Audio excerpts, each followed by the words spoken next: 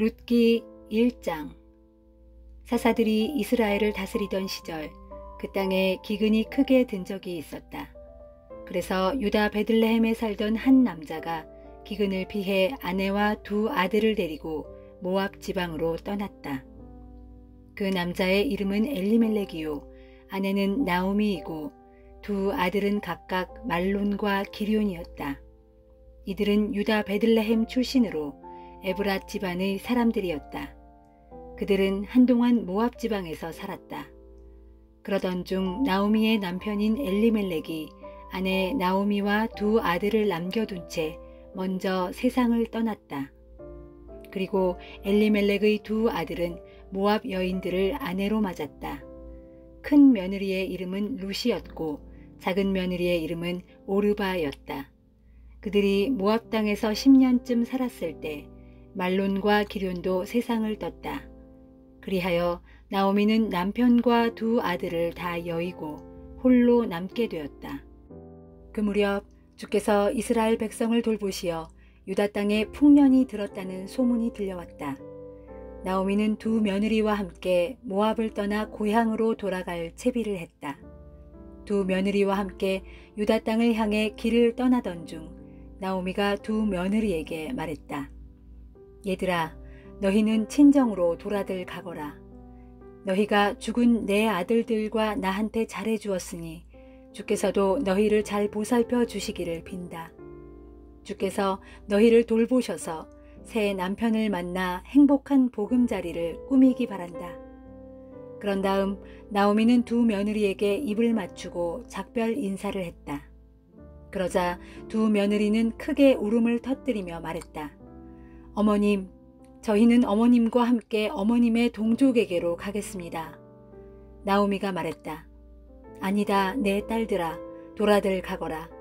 어쩌자고 나하고 같이 가려고 하느냐. 내가 아들을 더 낳아서 너희 남편이라도 되게 해줄 수 있다면 모를까. 안 될 말이다. 이제 너희는 친정으로 돌아가거라. 나는 너무 늙어서 다시 결혼할 수도 없는 몸이 아니냐. 설령 나에게 아직 희망이 남아있어서 오늘 밤이라도 남편을 맞아들여 자식을 낳는다고 치자. 그렇다고 해도 그 아이들이 자랄 때까지 너희가 마냥 기다릴 수도 없지 않느냐. 그건 정말 안 될 말이다. 나야 어차피 죽게 벌받은 신사라고는 하지만 너희들까지 그렇게 될 수는 없지 않느냐. 너희가 불행해지는 꼴은 내가 못 본다. 두 며느리는 다시 소리 높여 울었다. 그런 다음 둘째 며느리인 오르바는 시어머니에게 작별 인사를 하고 돌아섰다.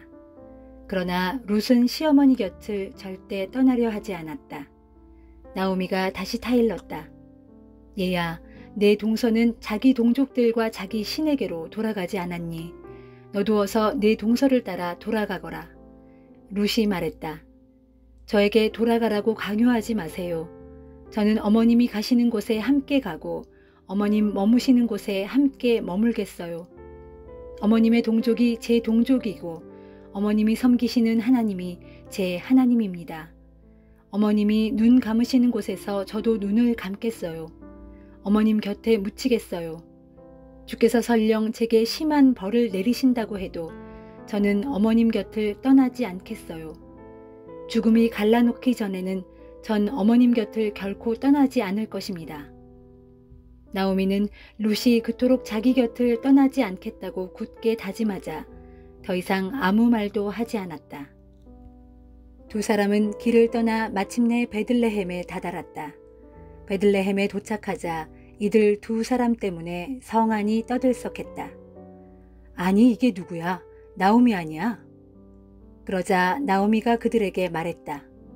이제는 나를 나오미라고 부르지들 말아요. 대신에 마라라고 불러줘요. 전능하신 분께서 내 인생이 이 지경 되도록 괴롭게 하셨기 때문이라오. 내가 이곳을 떠날 때는 아쉬운 것 하나 없이 떠났지만 이제는 주께서 빈손으로 나를 돌아오게 하셨다오. 그러니 나오미란 이름은 내게 가당치 않소. 주께서 나를 쳐서 쓰라린 고난에 빠뜨리셨다오. 나오미가 모압 여인인 며느리 룻을 데리고 모압 지방을 떠나 유다 베들레헴에 도착한 때는 보리를 수확할 무렵이었다. 사도행전 26장. 아그리빠 왕이 바울에게 말했다. 네 자신을 위해 변호할 것을 허락한다. 그러자 바울은 왕에게 경의를 표한 후 입을 열어 자기 변호를 시작했다. 아그리빠 왕이시여, 유대인들이 저를 두고 고발한 일에 대해 오늘 제가 전하 앞에서 해명하게 된 것을 아주 다행으로 생각합니다. 왕께서는 유대인의 관습과 쟁점이 되는 사안들에 대해 밝히 알고 계시기 때문입니다. 아무쪼록 끝까지 제 말을 들어주시기 바랍니다.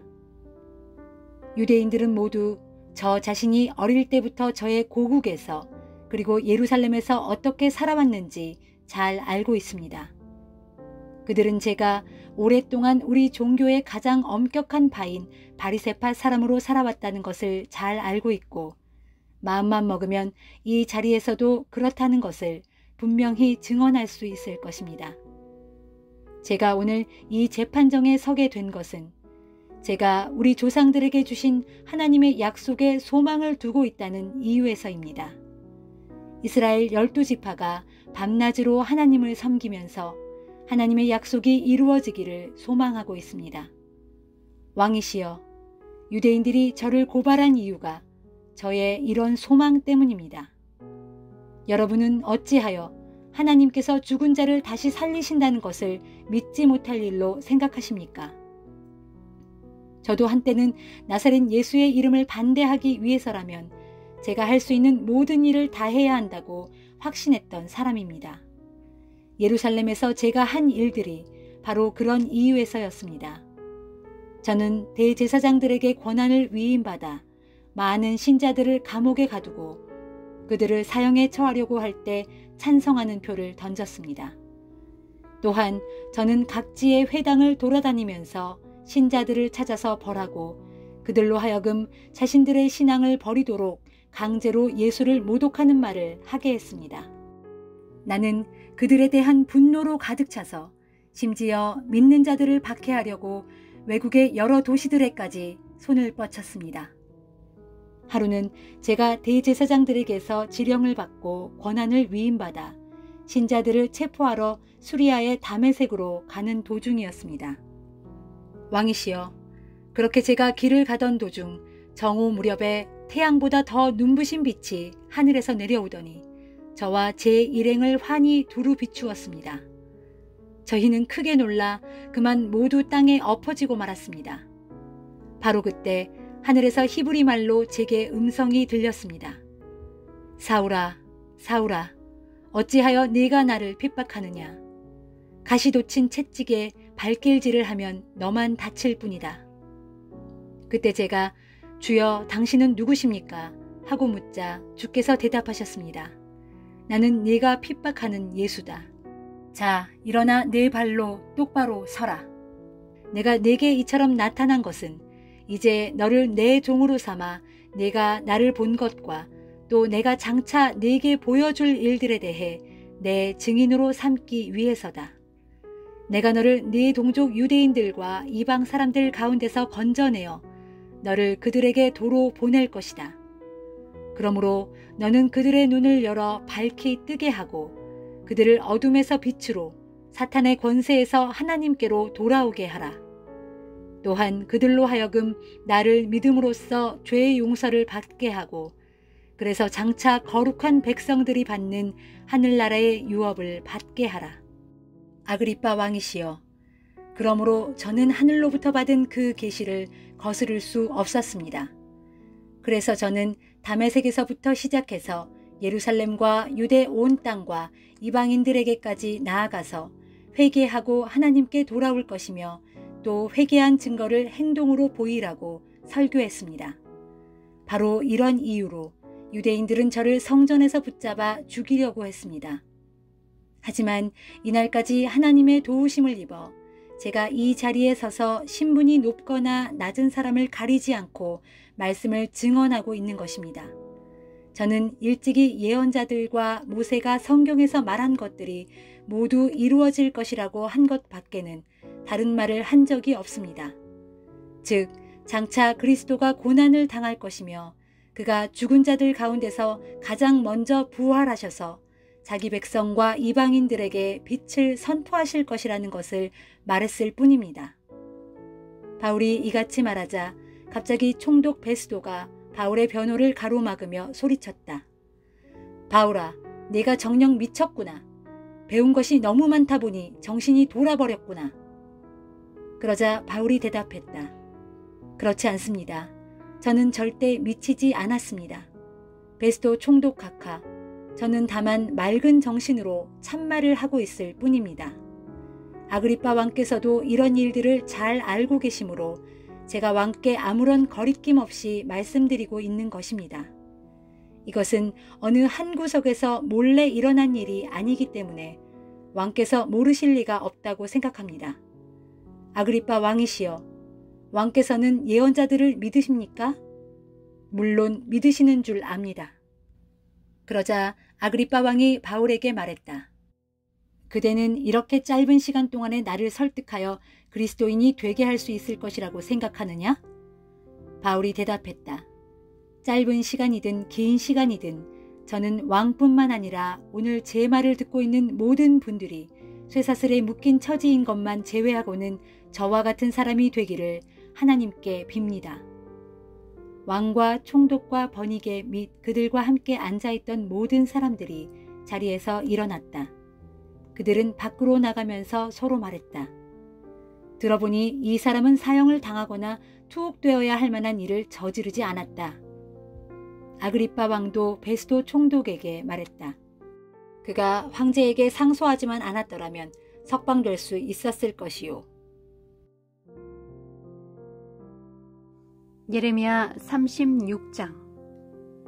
요시아의 아들 여호야김이 유다 왕이 되어 나라를 다스린 지 4년째 되던 해 주의 말씀이 예레미야에게 내렸다. 예레미야야, 너는 두루마리를 가져다가 요시아 왕의 시대에 내가 네게 말하기 시작한 때로부터 오늘날에 이르기까지 이스라엘과 유다와 다른 모든 나라들과 민족들에 대하여 내가 네게 말한 모든 것들을 빠짐없이 기록하여라. 만일 유다 백성이 내가 그들에게 내리려고 하는 모든 재앙에 대해 듣게 된다면 그들 각자가 자기들의 악한 길에서 돌이킬는지도 모른다. 그렇게 된다면 내가 그들의 죄악과 허물을 용서해 줄 것이다. 그래서 예레미야는 네리야의 아들 바룩을 불러다가 주께서 그동안 자기에게 하신 모든 말씀을 그에게 불러주니 바룩이 그 모든 말을 두루마리 책에 받아 적었다.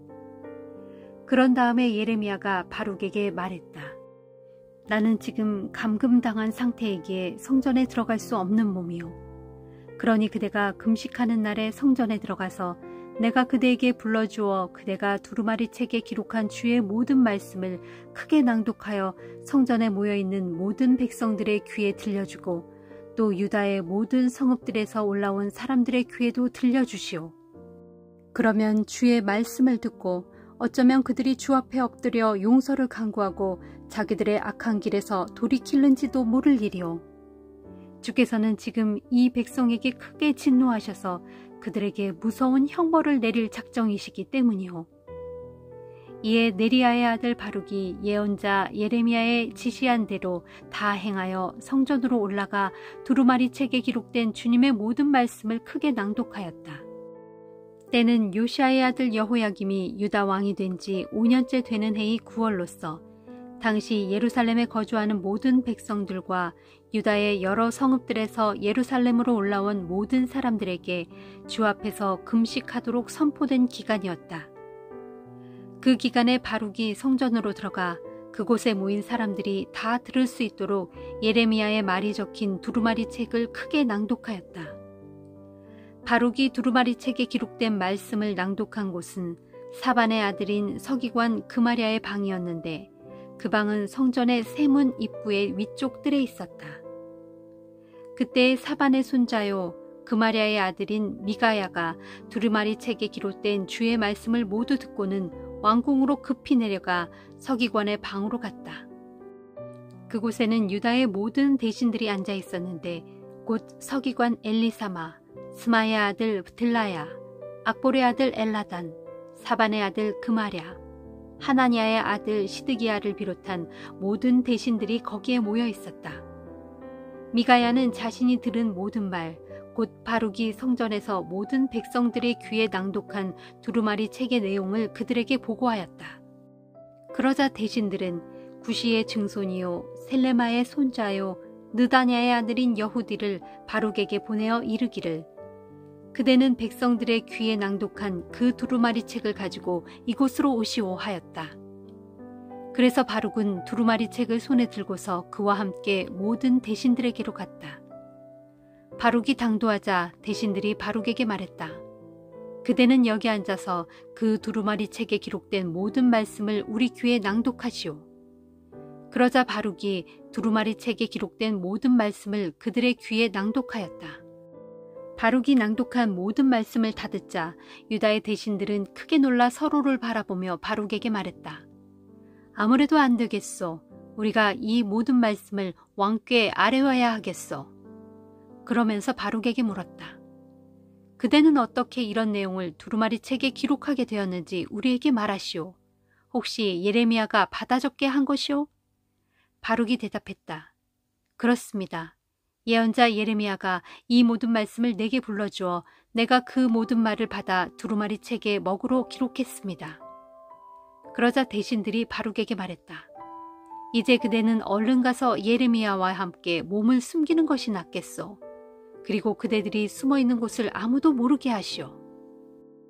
유다의 대신들은 바룩에게서 건네받은 두루마리 책을 서기관 엘리사마의 방에 보관해 두고 왕궁의 뜰로 가서 유다왕 여호야김에게 모든 것을 보고하였다.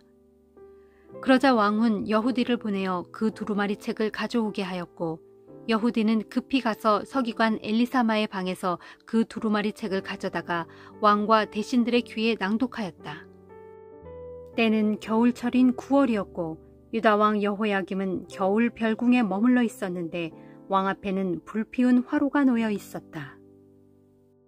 여후디가 두루마리 책의 서너 편을 읽어 내려갈 때마다 왕은 서기관이 사용하는 작은 칼로 그 부분의 두루마리를 잘라내어 화로 속에 던져 넣었다. 그런 식으로 해서 왕은 두루마리 전체를 불태워버렸다. 이처럼 왕과 그의 신하들은 두루마리 책에 기록된 모든 말씀을 듣고서도 주의 심판을 조금도 두려워하지 않았고 자기들의 옷을 찢으며 회개하지도 않았다. 대신들인 엘라단과 들라야와 그마랴가 왕에게 두루마리를 불태우지 말라고 간곡히 말했지만 유다왕 여호야김은 그들의 간청을 듣지 않았다. 게다가 왕은 왕자인 여라무엘을 불러다가 아스리엘의 아들 스라야와 압디엘의 아들 셀레미야를 데리고 가서 서기관 바룩과 예언자 예레미야를 체포하라고 명했다. 그러나 주께서 이미 그들을 숨겨주셨다. 유다왕 여호야김이 두루마리 책, 곧 예언자 예레미야가 불러주고 서기관 바룩이 기록한 주님의 말씀을 불태운 후에 주의 말씀이 예레미야에게 내렸다. 예레미야야, 너는 다시 다른 두루마리를 구해다가 유다왕 여호야김이 불태워버린 첫 번째 두루마리 책에 기록되었던 모든 말씀을 그대로 기록하여라. 주께서 또 유다왕 여호야김에게 이렇게 전하라고 명하셨다. 나 주가 유다왕 여호야김에 대하여 말한다. 내가 나의 두루마리를 불태우며 말하기를 바빌로니아 왕이 이 땅에 쳐들어와서 이 나라를 멸망시키고 이 땅을 더 이상 사람들과 짐승들이 살 수 없는 폐허로 만든다니 어떻게 이 같은 글을 두루마리에 기록할 수 있단 말인가 하였다. 그러므로 나 주가 유다왕 여호야김에 대하여 분명히 말한다. 그의 후손들 가운데서는 어느 누구도 다윗의 왕위에 오르지 못할 것이고 그의 시체는 바깥에 아무렇게 내던져져서 낮에는 더위에 시달리고 밤에는 추위에 얼어붙을 것이다. 내가 또 그와 그의 자손들과 그의 신하들을 다 함께 벌할 것이니 그들 모두가 자기들의 죄악으로 인해 처벌받을 것이다. 그렇다. 내가 그들 모두에게 나의 모든 재앙을 내릴 것이니 그 재앙은 내가 일찍부터 그들과 예루살렘 주민들과 유다 백성들에게 경고하였으나 그들이 귀 기울여 듣지 아니한 크고 두려운 재앙들이다. 그리하여 예레미야는 다시금 다른 두루마리를 구해다가 바룩에게 주었고 네리야의 아들인 서기관 바룩은 예레미야가 불러주는 대로 유다 왕 여호야김이 앞서 불태워버렸던 그 두루마리 책의 모든 말씀을 다 기록하였다. 뿐만 아니라 처음 것에다 여러 말씀들을 더욱 많이 추가하여 기록하였다. 예레미야 37장. 때에 바빌로니아 왕 느부갓네살이 유다를 침략하여 여호야김의 아들 유다 왕 고니야를 포로로 사로잡아가고 그 대신에 요시아의 아들 시드기야를 유다 왕으로 앉혔다. 시드기야 왕과 그의 신하들과 유다 땅의 백성들은 예언자 예레미야를 통해 선포하신 주의 말씀을 귀 기울여 듣지 않았다. 그 즈음 유다 왕 시드기야는 셀레마의 아들 여후갈과 마아세야의 아들인 제사장 스바냐를 예언자 예레미야에게 보내어 이렇게 요청했다. 그대는 우리를 위하여 우리의 하나님 주께 기도해 주시오. 당시 예레미야는 갇혀있는 상태가 아니었으므로 백성들 가운데 자유롭게 어디든 다닐 수 있었다. 그 무렵 파라오의 군대가 이집트에서 출정하였으므로 예루살렘 성읍을 포위하고 있던 바빌로니아 군대가 그 소식을 듣고는 이집트 군대와 맞서기 위해 예루살렘에서 잠시 물러났다. 그때 주의 말씀이 예언자 예레미야에게 내렸다. 이스라엘의 하나님인 나 주가 말한다. 너희를 보내어 내게 물어보도록 한 유다 왕에게 이렇게 전하라. 이르기를 너희를 돕겠다고 출정한 파라오의 군대는 다시 자기 땅 이집트로 되돌아갈 것이다. 그러면 바빌로니아 군대가 다시 돌아와 이 도성을 쳐서 정복한 후에 모조리 불사를 것이다 하여라. 나 주가 분명히 말한다. 너희는 너희 스스로를 속여 말하기를 바빌로니아 군대가 우리에게서 완전히 떠나갔다 하지 마라. 그들이 너희에게서 결코 떠나가지 않을 것이다. 설령 너희 군대가 너희를 공격하는 바빌로니아의 모든 군대를 쳐서 이기므로 그들 가운데 부상자들만 남는다고 하더라도 그들 부상병들이 각자 자기들의 천막에서 떨치고 일어나 이 예루살렘 도성을 쳐서 모조리 불사를 것이다. 이집트의 파라오 군대와 맞서기 위해 바빌로니아 군대가 예루살렘에서 물러간 뒤에 예언자 예레미야는 예루살렘 도성을 떠나 베냐민 지파의 땅으로 향하고 있었는데 그것은 자기 집안의 재산 가운데서 자기 몫을 상속받을 일이 있었기 때문이었다. 예레미야가 베냐민 문에 이르렀을 때 예루살렘 성문을 지키는 문지기들의 우두머리가 그를 불러 세웠다. 그는 하나냐의 손자요 셀레마의 아들인 이리야라는 자였다. 그가 예레미야에게 말했다. 당신은 지금 바빌로니아 사람들에게 항복하러 가는 것이 분명하오. 그러자 예레미야가 항의했다. 무슨 말도 안 되는 소리를 하는 거요. 절대로 그렇지 않소. 나는 바빌로니아 진영에 항복하러 가는 게 아니오. 그러나 이리야는 예레미야의 말을 믿지 않고 도리어 그를 체포하여 고관들에게 끌고 갔다. 그러자 고관들은 예레미야를 보고 분노하면서 그를 매질한 후에 서기관 요나단의 관저에 가두어 버렸다. 당시 그 집은 감옥으로 사용되고 있었기 때문이었다. 그리하여 예레미야는 꼼짝없이 서기관 요나단의 관저 내 지하 토굴 감방에 여러 날 동안 갇혀있게 되었다. 여러 날 후에 유다왕 시드기야가 사람을 보내어 예레미야를 이끌어내고 그를 왕궁으로 데려온 다음 그에게 은밀히 물었다. 혹 주께로부터 받은 말씀이 있소? 예레미야가 대답하였다. 예, 있습니다. 주께서 내게 이렇게 말씀하셨습니다. 이르시기를 유다 왕 시드기야는 바빌로니아 왕의 손에 넘겨질 것이다 하였습니다. 그러고 나서 예레미야가 왕에게 항의하였다. 제가 왕이나 왕의 신하들이나 이 땅의 백성들에게 무슨 죄를 지었기에 저를 감옥에 가두시는 것입니까? 자, 보십시오. 바빌로니아 왕이 절대로 이 땅에 쳐들어오지 않을 것이라고 예언했던 왕의 예언자들은 지금 모두 어디에 있습니까? 그러므로 내 주 왕이시여, 이제는 부디 제 호소를 들어주시고 제 탄원을 받아주소서. 저를 다시금 서기관 요나단의 관저로 돌려보내지 마소서. 만일 이제 다시 돌아가면 저는 틀림없이 죽게 될 것입니다. 그러자 유다왕 시드기야는 명령을 내려 예언자 예레미야를 왕궁의 경비대 뜰 안에 감금해 두도록 했다. 그리고 빵 굽는 자들의 거리에서 빵을 가져다가 날마다 빵 한 덩이씩 그에게 주게 했다.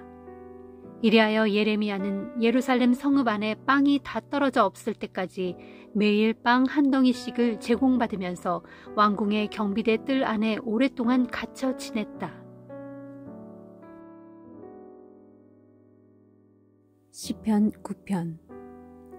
주여, 나의 온 마음 다하여 주께 감사를 드립니다. 주께서 베푸신 놀라운 일들을 내가 낱낱이 다 전하겠습니다. 주님을 생각만 하여도 이렇듯 기쁘고 흐뭇하니 내가 한없이 드높으신 주님의 이름을 찬양하겠습니다. 주님 앞에서는 나의 원수들이 뒤돌아서서 도망치다가 고꾸라져 멸망하고 말 것입니다. 주께서는 나의 권리와 사정을 변호해 주셨고 주의 보좌에 앉으셔서 나를 공정하고 의롭게 판결해 주셨습니다. 또한 주께서는 뭇 민족들을 꾸짖으시고 악한 자들을 멸망시키셔서 그들의 이름을 영원히 지워버리셨습니다.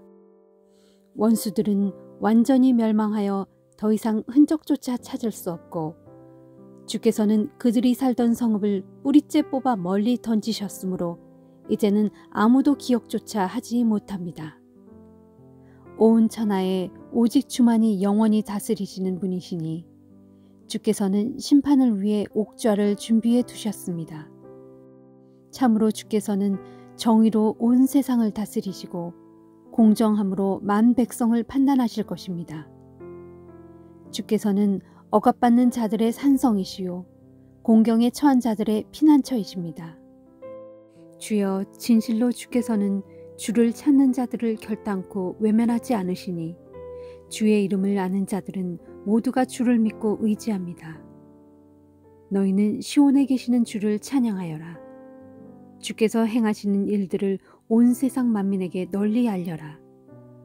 주께서는 피 흘리게 한 살인자에게 피로 복수하시는 하나님이시니 그분께서는 억울하게 피 흘린 자들과 고통당하는 자들을 기억하시고 그들의 울부짖는 소리를 결코 잊지 않으신다. 오 주여, 이 몸을 어여삐 여겨 주소서. 나를 미워하는 내 원수들에게서 내가 겪고 있는 이 고통과 괴로움을 살펴보시고 나를 측은히 여기시어 이 죽음의 문턱에서 나를 건져 주소서. 그리하시면 내가 시온의 여러 성문들에서 주를 높이 찬양하겠고 나를 구원해 주신 주의 크신 권능을 기쁨으로 널리 전파하겠습니다. 저 이방의 뭇 민족들을 보라. 그들은 자기들이 판 구덩이에 스스로 빠져버렸고 자기들이 쳐놓은 덫에 자신들의 발이 걸려버렸구나. 주께서는 의로운 재판으로 자신을 드러내시고 악인들은 제 꾀에 제 스스로 넘어가는구나. 악인들이 들어갈 곳은 지옥밖에 더 있으랴. 하나님을 잊어버린 문 민족들이 들어갈 곳도 역시 그곳뿐이리. 그러나 가난한 자들은 끝까지 잊히지 아니하겠고 억눌린 자들의 소망도 영원히 없어지지 않을 것입니다. 주여, 일어나소서. 사람이 주님을 거슬러 으스대지 말게 하시고 뭇 이방의 나라들이 주님 앞에서 심판을 받게 하소서. 주여, 저들을 두려움에 떨게 하시고 저들로 자신들이 한낱 죽을 수밖에 없는 인생에 지나지 아니함을 스스로 깨달아 알게 하소서.